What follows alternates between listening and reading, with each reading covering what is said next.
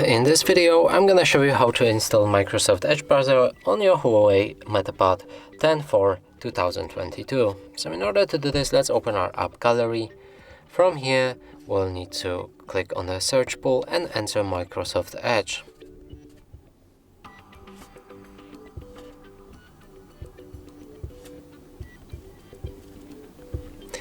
Select this app, install it.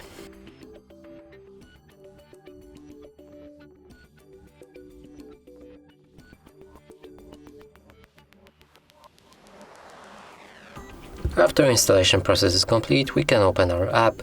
Here we'll need to agree to this privacy notice, and you'll be able to sign in or log into your accounts in order to synchronize other Microsoft Edge browsers with this one.